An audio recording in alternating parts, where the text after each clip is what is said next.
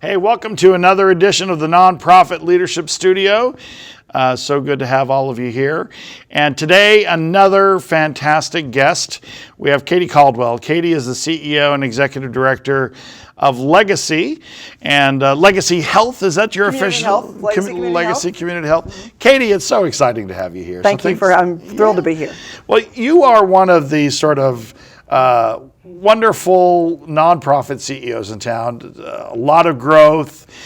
People love you, and so I'm so excited. Not everybody. Well, I think when you're a really good nonprofit CEO, there's always there's a mix. Yes.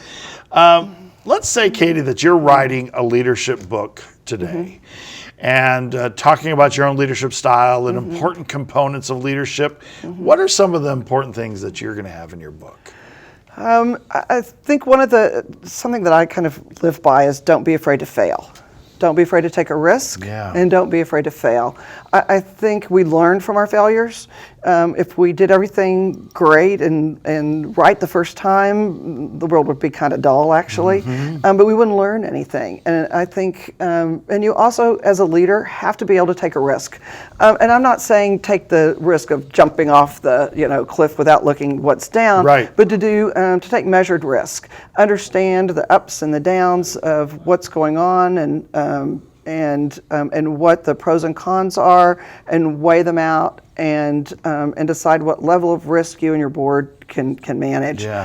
But if you're afraid to take a risk, you shouldn't be in a leadership position. And I love the whole idea of measured risks, right? Because that's so important. I mean, I think a good leader is willing to take risks, but understands what comes with that. Exactly. You have to understand both the financial side, the personal side, the personnel side, and what really are, what do you want your outcome to be from taking that risk? And sometimes we're so busy with the project, we forget of what we really want the outcome of that particular project to be.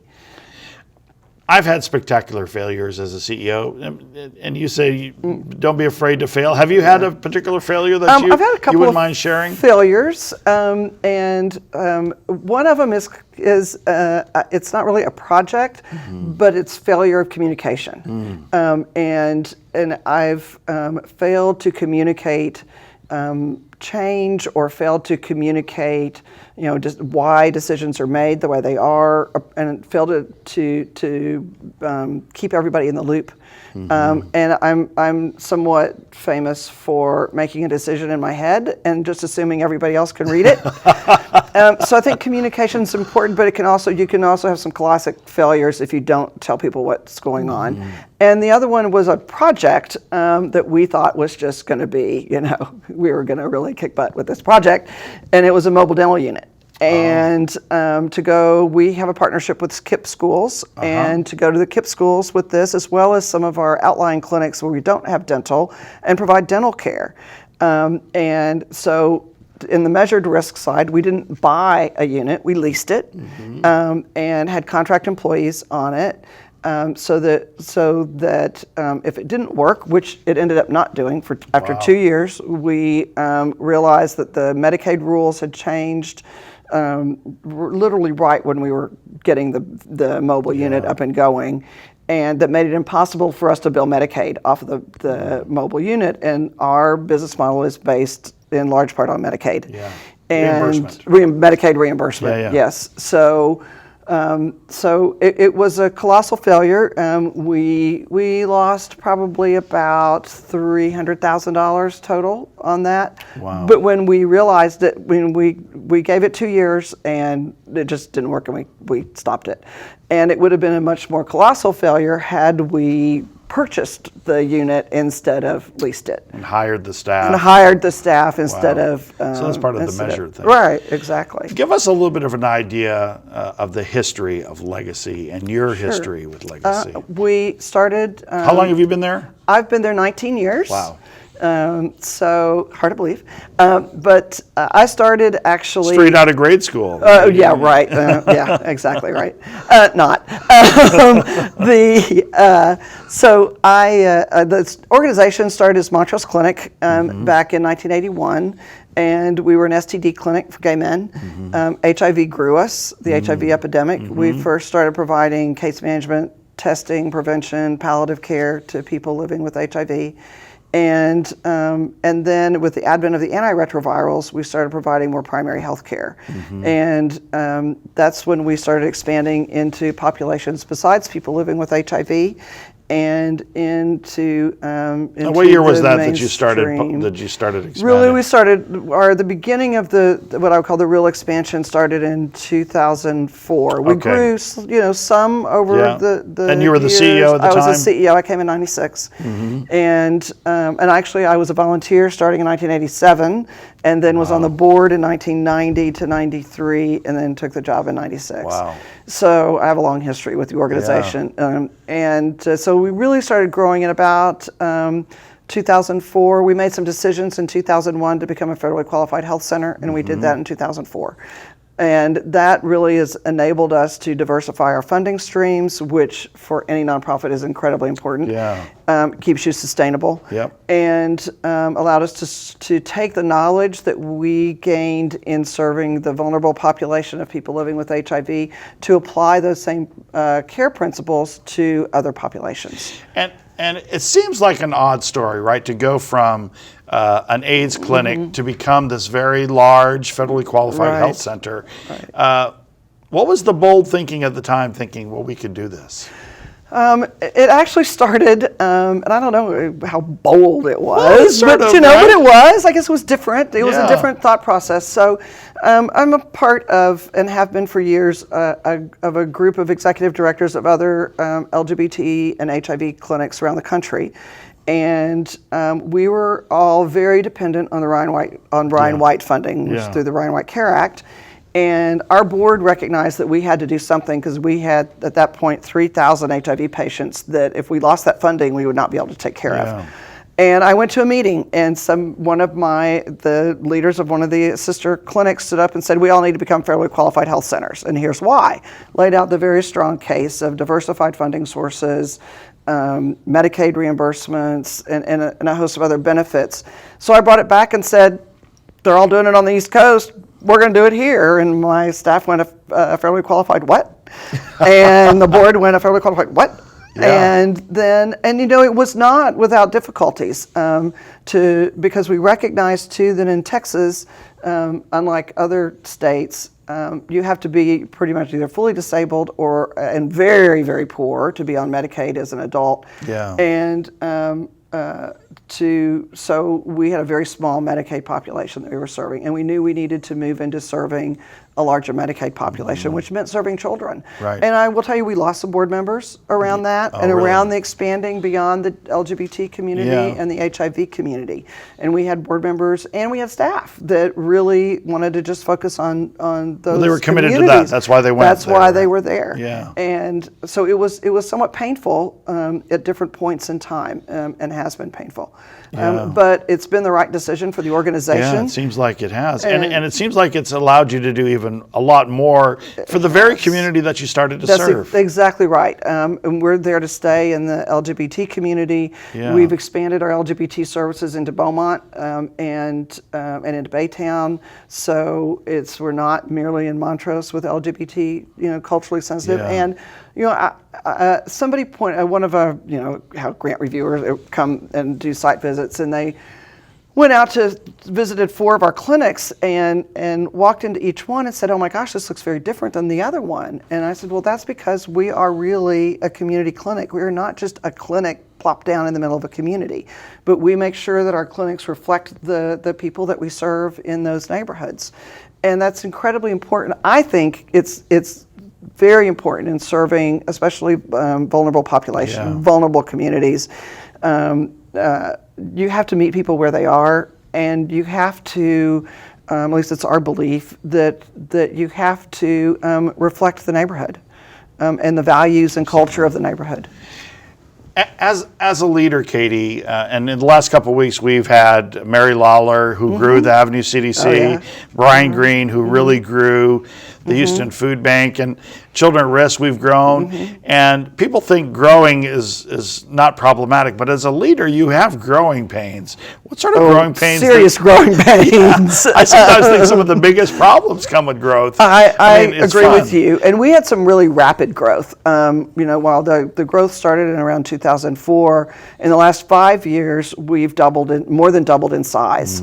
And so we've also gone from kind of the mom and pop type, small business, entrepreneurial in a lot of respects, to one with 700 employees, and that needs solid systems in place. And we kind of did all that on a wing and a prayer when we were smaller, and when we were smaller, we could. Right. And now we've learned that we've through some painful processes, that we have to change our communication style. We have to change the way. We have to make sure that everybody understands the history of the organization. And we've gone through a big project of doing a history map of where we are, where we came from, and where we're going. And we've taken all the staff and we take everybody in orientation through that so that they have an appreciation both for the culture as it is, as it was, and why and how it morphed into the culture that we have now and where we're going.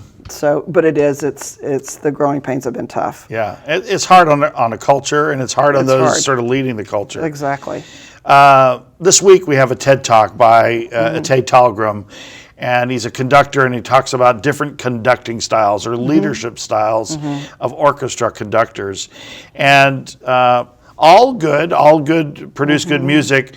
But he talks a little bit about how one conductor can be very controlling, like everyone needs to do his own way, and others are much more free-flowing, and that maybe it's more fun to be in the free-flowing, right? As a leader, what sort of leader are you in how you sort of conduct the organization? I tend to be a little more democratic and groupthink, and want to hear input from all places, and we don't get buried in process, but I also think the process, as the organization has grown, the process of making a decision and bringing people into making that decision and feeling like they own the decisions, especially big ones, like are you going to go into a new neighborhood, or are you going to build a building? It's important to bring that in. So I think I'm probably more of a democratic leader. But the other side of it is that I believe in servant leadership, because the clients are always first in our world. Yeah, and sometimes when you believe in democratic leadership, people begin to believe that if it's democratic, if I say something and a couple people agree with me, it has to be done. How do you sort of... It's a really tough balance. It is, isn't it? Yes, and I think that's sometimes true with younger staff members too, right? Where they be like, "Oh, this is democratic, so if you say you listen to me, then you're going to do what I say." Right, and I think there are also different personalities involved in that. But no, I think again, it's about communication. It's about telling people, okay, I disagree with you. We disagree with you. The buck stops here, right? And recognizing that not all of us always get our way, and and to me, a good democratic leader, you attempt to, and it sometimes works pretty well, and other times not so much, where everybody gets a win, everybody gets some loss in that decision. Yeah. So nobody's going to end up with 100% of what they want. Yeah. When you look at the landscape in Houston of top nonprofits, who are some of the ones that come to you, people that you think, wow, they're doing a really good job? Brian at the Food Bank, no question. Food Bank is from where it was 10 years ago and where it is now. It's amazing, right? Amazing. It's incredible what they've done. And they, to me, have totally transformed the way food delivery is happening in the city. I think that another one is Mary. I love Mary Lawler, and we're actually probably going to be doing a project with them. So, good. So I think she's done. So you've had two great ones here, and another one I think is Carol Little at Northwest Assistance Ministries, and I think they are. They serve a lot of people and have really changed with the tide. Used to be the traditional food pantry, the tradition, I mean, very, hand everybody a sack of food.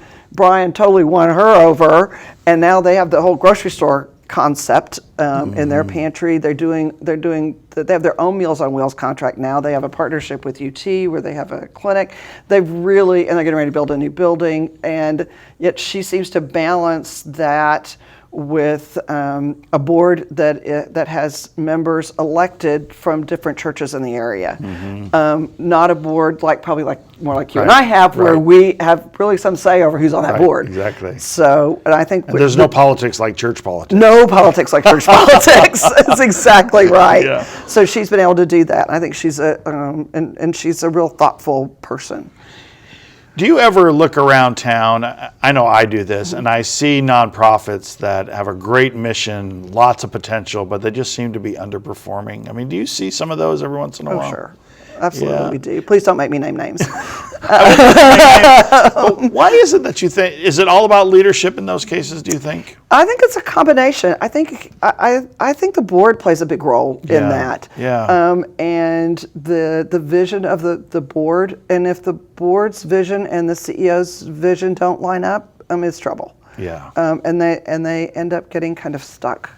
I also think sometimes we have very well-meaning people, and they don't understand the accounting and financial aspects of things. We've all seen that. Yeah. And they don't understand that you really do have to focus on the bottom line. And I've seen several organizations pretty much flounder and almost fail because of that. It's easy to see sometimes these young, and young being they're brand new CEOs, they've never been CEO.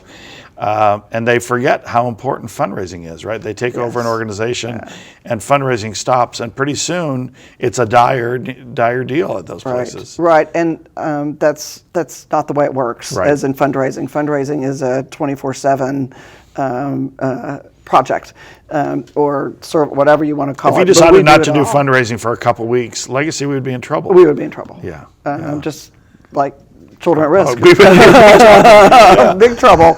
And fundraising, it takes is across the spectrum, and that's government grant writing, foundation grant writing, and the retail fundraising. For a long time, we didn't do what I call the retail fundraising, which is the gala and the golf tournament and that kind of thing. And that is very expensive fundraising. It is. And we made a conscious decision when I came there that we weren't going to do retail fundraising. We just couldn't afford it. And so we focused totally on government grants and foundation grants to fill in the gaps. Do you do retail fundraising now? We absolutely do. Yeah. We just had our luncheon 2 weeks ago. We have a golf tournament in 2 weeks. We have another event in December. We have a affinity group now, and we've been building on it. And we raised money for the building in Montrose, predominantly it was all foundation and individual donors. Yeah. And the way I what a also beautiful building it is. Thank you very much. Oh, it's wonderful. We're very proud of it. Yeah. And the way I look at some of the retail fundraising is, especially if you're in a growth mode and you're looking at doing capital fundraising, which is a very different animal from the other. The retail fundraising is your investor relations. Bringing all of your donors in, touching them several times a year with whatever aspect of it is. Yeah. Then they're still connected to you when the next big ask comes along. And the other thing somebody told me once, John Gossett told me, who used to be the development director of the Opry, told me this when he said, always remember that when the person writes the check, you think that relationship is ended. That's the beginning of the relationship for the donor. Right. And I've always very good. thought that it's very true. Yeah. It's very true. Now, where did you grow up, Katy? I grew up here in Houston. Wow. In Bel Air. Did you go to Bel Air High School? I did not. I went to a very small private school called St. Thomas Episcopal in Meyerland. And then I went to U of H. So I'm Houston all the way. All Houston. Yeah, exactly. Very exactly. Good. The text that we've been reading is Jim Collins' Good to Great. Are you familiar with that? Oh, yeah. I love that book. It's a great book, I love that book. It starts off, the whole idea of getting the right people on the bus. Very important. Tell me how you get, certainly with your team, the team that reports to you, how do you get those right people on the bus? The group, I believe in hiring to my weaknesses. While I'm a decent operating person, as we've grown, I'm not a good operations person for the size we are. So I have somebody that's a really good operations person. On the Good to Great show, my operations person wasn't a healthcare operations person. Our vice president of operations came from, he applied for a job because we had a mutual friend, and he had been with Enterprise Rent-A-Car, and then had owned a couple of restaurants. And he says, but I really don't know that much about healthcare. I said, but I need a process person. And I said, you know how to get a person at the door of a rent-a-car and out the door in a car. Yeah. He says, and I said, it's the same thing on the Good to Great theory. Yeah.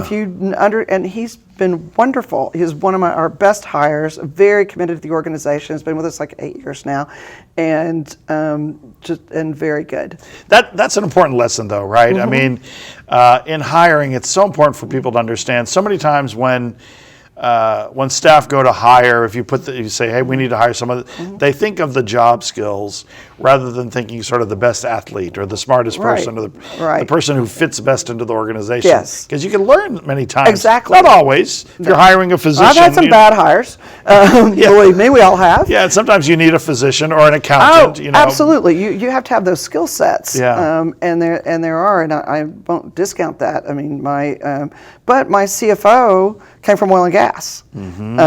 So some of our other accountants and our informatics people and all did not necessarily come from healthcare or definitely not the nonprofit world. Yeah. So I also believe in hiring the brightest. Right. And making sure that I can afford to hire the brightest and to stay competitive salary-wise with our competition. And our competition is in the medical center. So it's important. I'm sure you love this as much as I do, that when you hire one of those people and they come up with an idea pretty early on, like, why aren't we doing it this way? And you've never thought of it, and you're like, yes, I'm so glad I hired you. Exactly. Definitely have some of the, I've definitely had those moments. I love those things. I do too. I'm with you. That's like the best ever. Yeah. And I think that's another mark of a good leader. You don't have to come up with all the ideas. Right. You let your staff do what you hire them to do. Let them do their job. Right, exactly. There's another thing that we've been looking at in Good to Great, this whole idea of the hedgehog theory. And so one of the questions is, what do you do at Legacy where you could be the best in the world at? What is it that you guys do that you think, well, we could, maybe with a little work, we could be the best in the world, but we're very good at it right now? I think are very good in this. I think we're very good at the integrated care model. We're getting better. We're not the best in the world yet. We're getting there. But I also think we're getting really good with our data. And I think eventually we will be the best in the world at our data, with all of our data management, data handling, which you have to be able to do the integrated healthcare model. If you don't understand your health outcomes and understand all the throughputs, you can't expect to have anything good at the end. You've been there 19 years. I have. Is this gonna be the last job you ever have, do you think?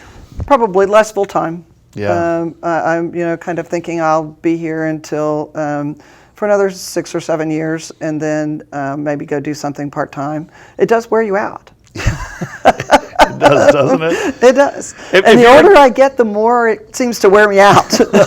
If you were to leave to do something else, what would you do? Oh, that's an interesting question. Yeah, I hadn't thought about that. I have thought about it a little bit. I'm a pretty mean grant writer.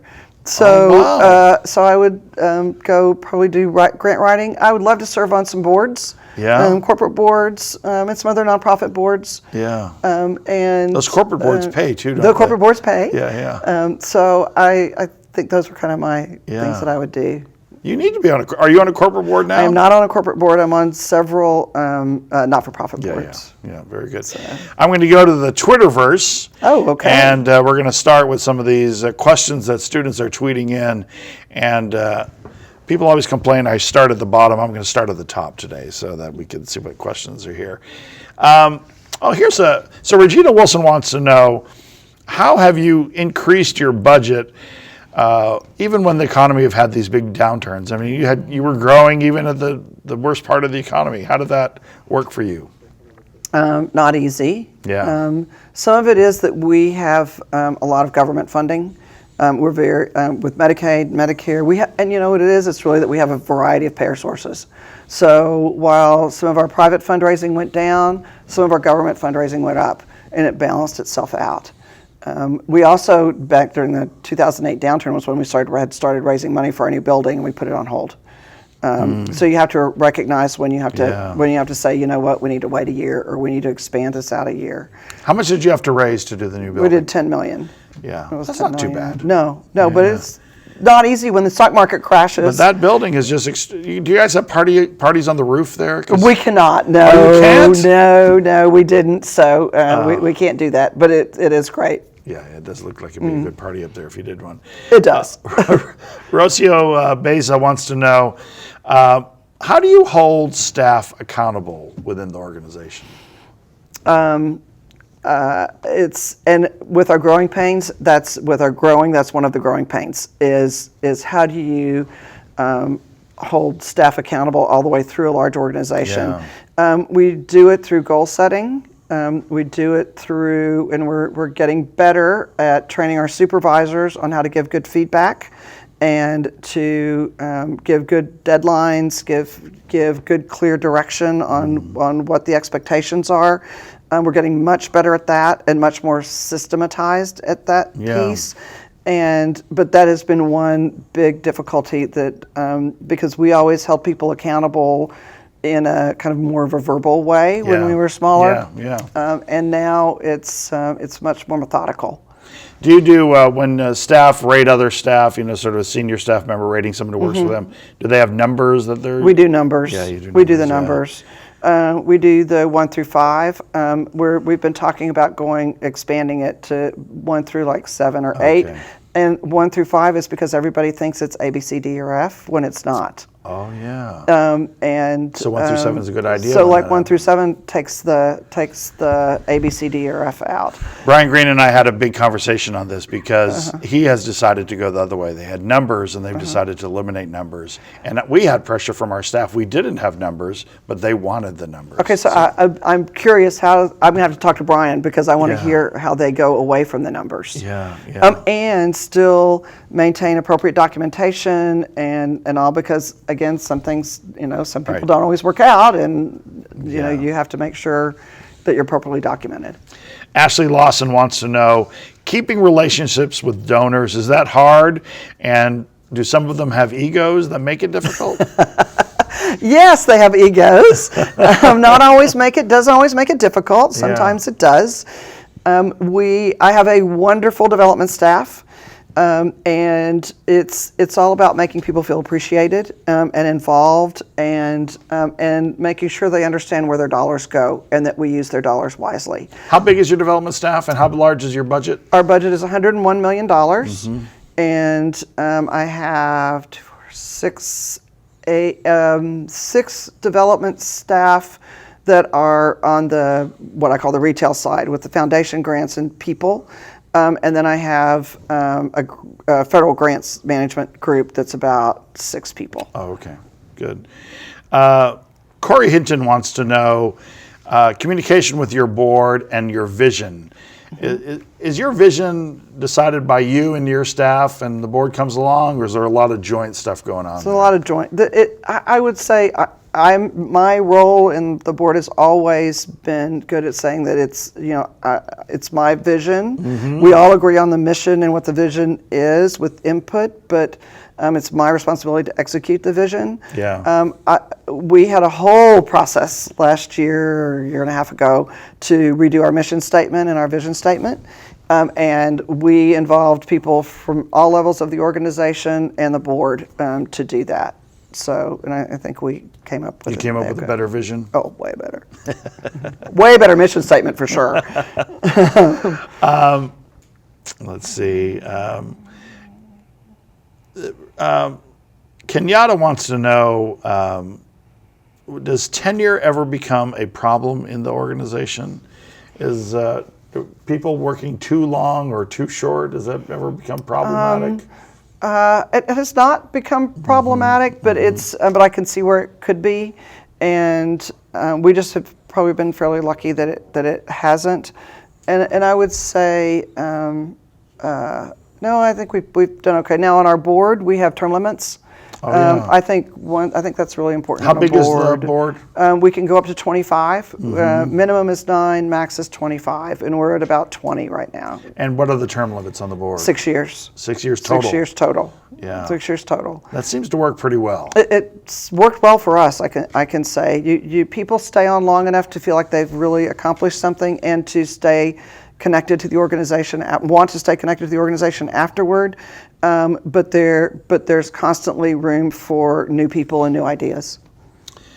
We changed our rules to allow a third and a fourth 3-year term, and we should go back to the 6 years. I think it's hard. The only exception we have is and we just did this last year, is the immediate past president, chair of the immediate past board chair, can stay on until there's another immediate past board chair. Oh, okay. So because we were losing some continuity because a lot of our board chairs would finish their term as board chair and leave. Yeah.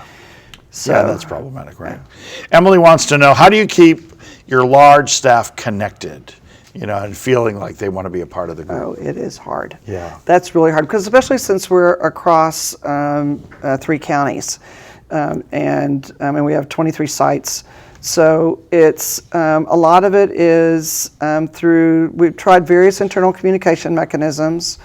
A lot of it is through people being seen going to different locations, and us as the leadership team being seen out in the different locations.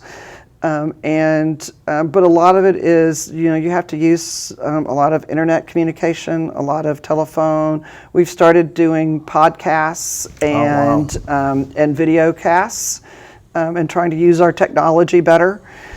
So that's helped a lot. And people have said, since we've started doing, and then I go out every month to a different clinic and meet with the line staff to get input from them. And I hope they do. Yeah. I love it. I hope they do, because I really like it, because it helps keep me connected to the work. Yeah. Wow. Edith Rahimian wants to know about the partnership with KIPP, which is one of my favorite things that you guys do. Yeah. We have a nurse practitioner and a medical assistant at every KIPP campus. Right now they're all in the elementary school side, and we're looking at expanding it into the high school side. But they're there when school's open. They see the KIPP kids that come in. They do general primary care with them. They do urgent type, it's not really called urgent care, but it's the, kid's got a fever and comes in. And the parents that have consented for all the children are consented that we see. We can't see a child that's not the parents haven't consented. But the parents love it when they get the call that their child is sick. They come, the nurse practitioner meets with them, says, here's, your child has an ear infection, here's a prescription, follow up with your primary care doctor, or if you want to follow up with me, I'll see them when they're done. And the parents love it. Yeah, for a working class parent, it's just a wonderful thing. For anybody. Yeah, it's just great. Yeah. So it's worked out very well. Is it cost efficient for you guys, or cost beneficial? So. One thing that we're trying to determine, that we have not figured out a good way to determine because of the way of our data systems are set up, is how many of the KIPP kids are seen also in our primary care clinics. And we're working with KIPP now to try to figure out how we're impacting attendance and grades and things like that. Yeah. So, but I would think it would be positive. One would hope, but we all think it is, but we have to figure out how we can put the numbers to it and get through the laws that govern all of these things, so that we can use each other's data. Yeah, very good. Jordan Klein wants to know, of all the things that you've accomplished at Legacy, what's the thing maybe you're most proud of? I think I'm the most proud of is that all of our clinics look like the neighborhoods that they're in. I think that is is really important for good delivery of care. And I'm very proud of that, and we make a real effort to do it. And not everybody does, and that we serve such disparate communities. The community in Gulfton is very different than the community in Alief, which is different from Montrose, which is different from Fifth Ward, which is different from Bay. I mean, they're all different, and that's I think what makes us somewhat unique in the FQHC world. There are a lot of FQHCs in Houston, federally qualified health centers, and a lot of good ones, right? Yes. What was it about you guys? I mean, was it just you and your board were just very active about expansion? I mean, why is it that more haven't expanded? Because some are good. I can't speak for anybody else. Yeah. I can speak for us. Yeah. I mean, our board was knew that we had to grow to survive, and that growth for us meant survival. And then we developed a financial model that enabled us to grow and take the measured risks. And that's the other piece, is that our board has not been afraid to take a risk. And our board made the decision, and again, I alluded to this earlier when we lost some board members over it, when we decided to go beyond Montrose. That was a big decision, and a lot of boards won't make that leap. Yeah. And you have to be willing to make that leap, and it is a big leap. And you have to lead them in that leap. And you have to lead them in that, yes. And you have to have a strong board chair who also helps you lead them. Yeah. Because they'll look at you and oh, you're telling us all the rosy side, but you have to have a board chair that's also just as determined and just as willing to take those risks. That's an important thing, isn't it? I mean, you're a better leader when you have a board chair that you get along with. No question. No question. And a board that you get along with. Yeah. And a board that you trust and that trusts you. And to me, one of the most important things when the board and I recruit board members, is that they are committed to our mission. And if somebody is not committed to your mission, you don't want them on your board. How much time are you spending with your board chair? Either when they're when the chair-elect, or how they become the board? I mean, how are you developing that relationship with them?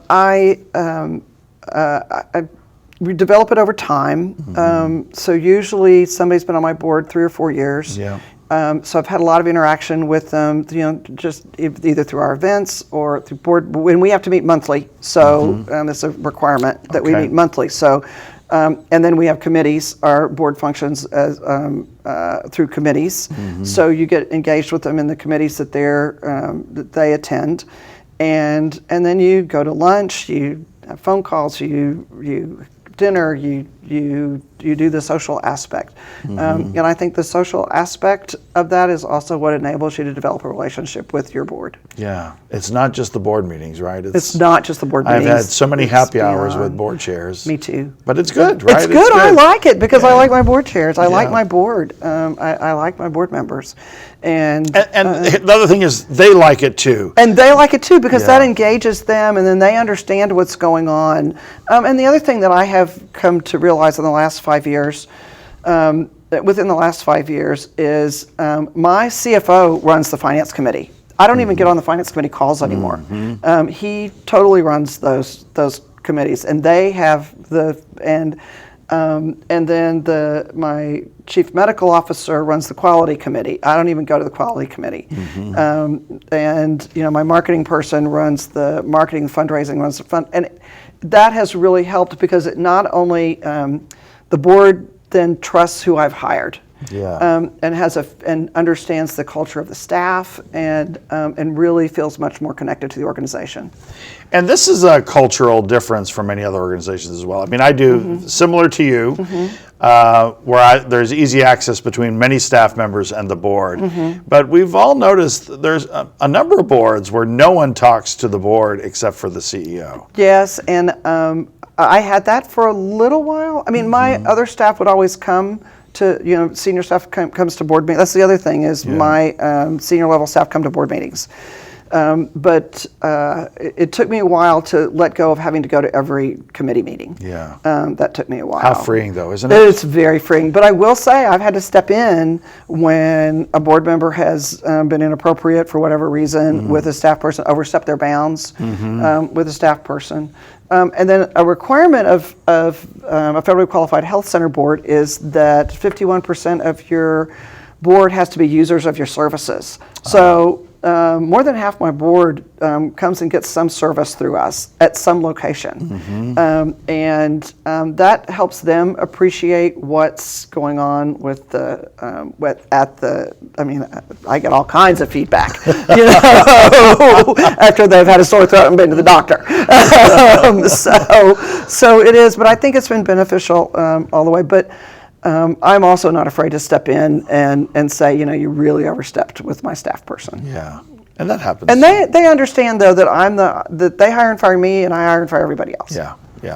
And it's always important, I find, to have board members who reiterate that sometimes, right? Yes, I agree. I'm happy to, but it's easier to when my board chair says it, or when and when I've had to step in with it's my board chair is generally there with me. Yeah, that's good.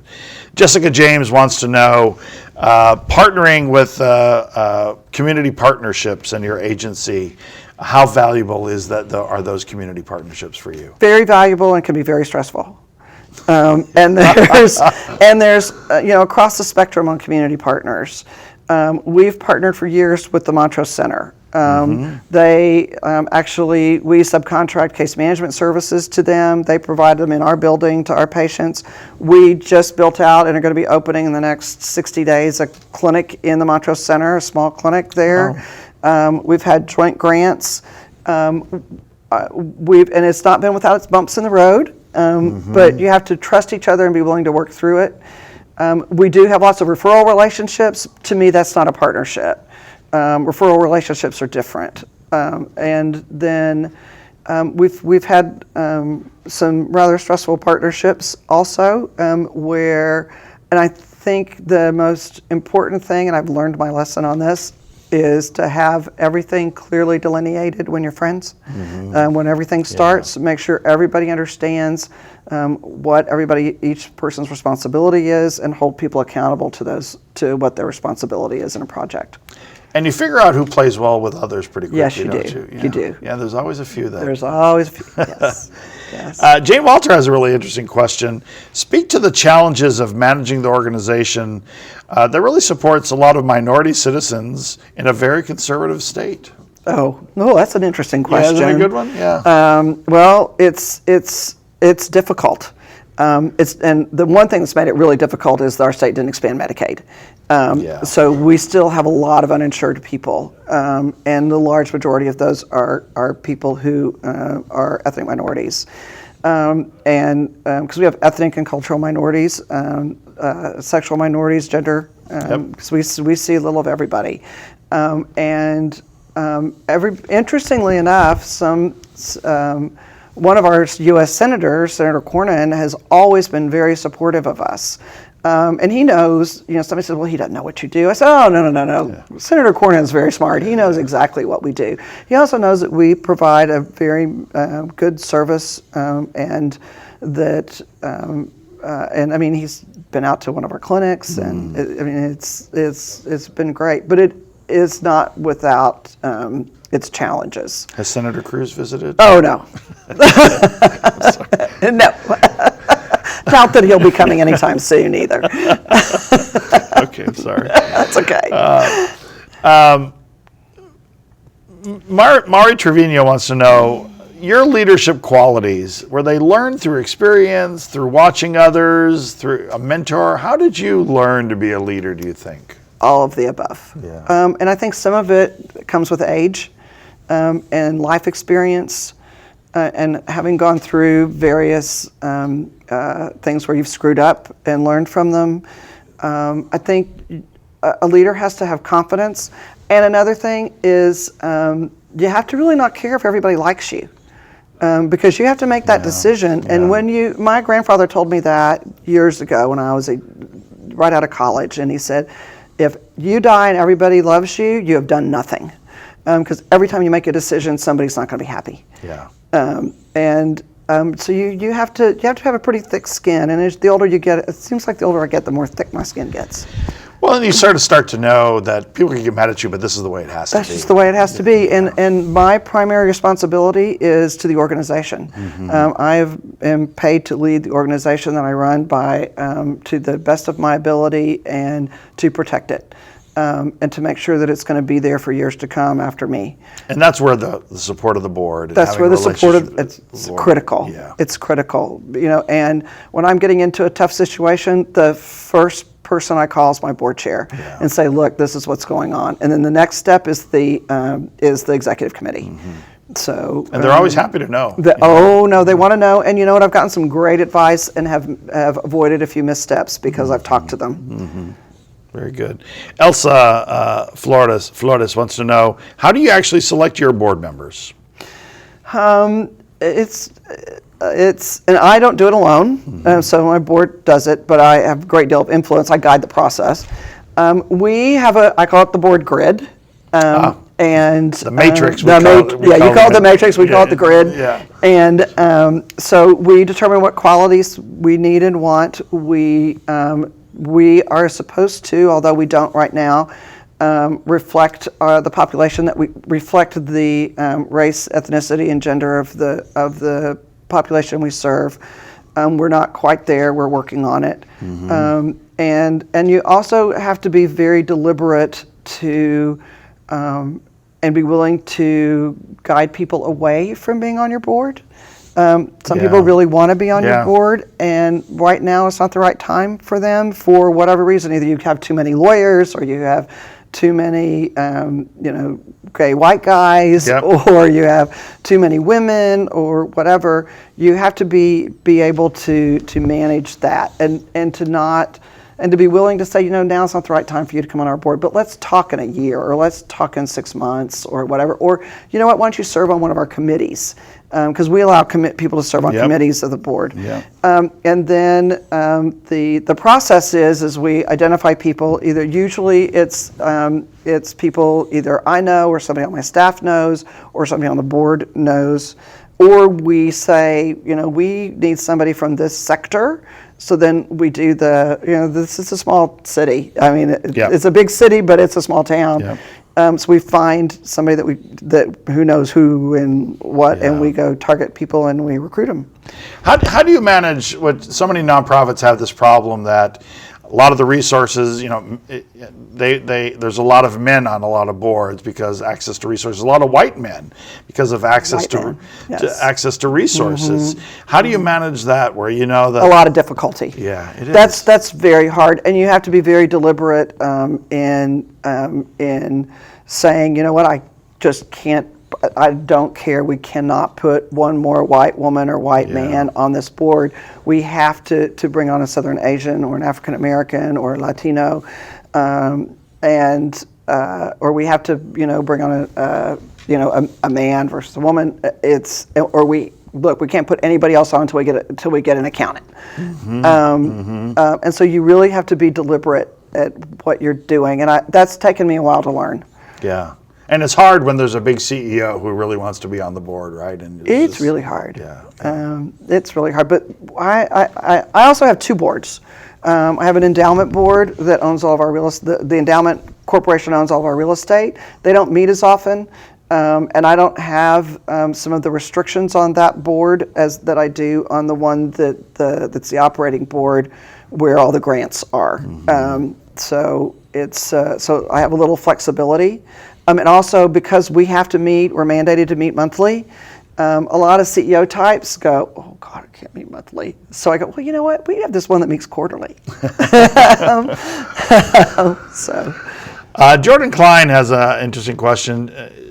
She wants to know, could you give us, as budding leaders, just one piece of advice to take away from this interview? If you could, what would it be? Don't be afraid to take a risk. I'm going to give you 3. Okay. Don't be afraid to take a risk. Don't be afraid to fail, and be decisive. And remember, not everybody's going to love you, and it's okay that not everybody loves you. Before we started, we talked a little bit about work-life balance. talk about that for you. I mean, it's what I There's thought. a work-life balance. You know, I used to understand that I didn't have work-life balance, but it seems to me almost every single person sitting in this chair says, "No, I don't really have work-life balance." I don't. I'm 24/7. Yeah. And you kind of have to be.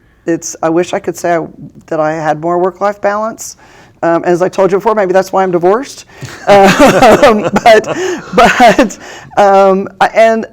Now I will say I take vacation. Yeah. But I do have my phone with me on vacation, and I don't totally unplug. The one time I totally unplugged, I was forced to because I went to Cuba, and I had no choice but to unplug. And that was actually nice. Yeah. But I still thought about work. And I was actually on a medical trip to Cuba. So, we were going to the hospitals and looking at their system of care. So, but it was a different way. And I think that I like learning. I like understanding new things, and that's part of work for me, is understanding that. And a lot of things relate to my work. Do you have a favorite restaurant in town, Katy? So I like, probably my favorite restaurant is Reef. Oh, yeah. That's probably my restaurant. But I hang out at all different restaurants. It's, in Houston, we're very fortunate to have a whole lot of great restaurants. I'd be remiss if I didn't say I love Underbelly. They're our neighbor and a very generous neighbor. Do you go there for lunch a lot just because it's so close? Oh, well, they're very generous. Yeah, sure. You walk across the street, and they're very generous with us as donors. So we're great neighbors. And same with El Real. So we have a lot of great neighbors in the community too. I live right around there, and I love how all those places you get discounts because you live there. Yes. Well, and they all give our staff discounts for lunch and things, which is great. Yeah. Is there a sort of a secret place in Houston that not a lot of people know of that you really love? So when I saw that question that she gave me, I was like, oh my gosh. Okay, so. There's a restaurant that I've been going to since I was a child that I just love. It's called Bel Air Broiler Burger. And if you don't live in Bel Air, you probably have never heard of it. Isn't that little strip shopping? In the strip shopping center, it hasn't changed. I had my 5-year-old birthday there. Wow. I am 58. So, it's been, and the same family owns it. Yeah. It really has not changed since then. And is it delicious? It's delicious. It's a dive, greasy burger place. And it's even more delicious because you ate there when you were 5. It's Absolutely, one of those places that sort of of course. And if they changed it, I would be really disappointed. And when they make a Hollywood movie, the Katy Caldwell story, what is it? Who's going to play you? Tina Fey. Tina Fey. Well, that's good. That's very good. I think so. And do you have a favorite swear word? Of course, the F-bomb. Of course. Do you use it at work very often? Unfortunately, yeah. Oh, yeah. Sometimes it feels good, though, to swear. It does. Yeah, very good. Katy, you do such great work in the community. Thank you so much for your leadership. Thank you. And thanks for being here with us in the Thank you. I enjoyed program. It. Yeah, thank you so much. It's fun. Hey, we'll see you next time here at the Nonprofit Leadership Studio. Keep working hard.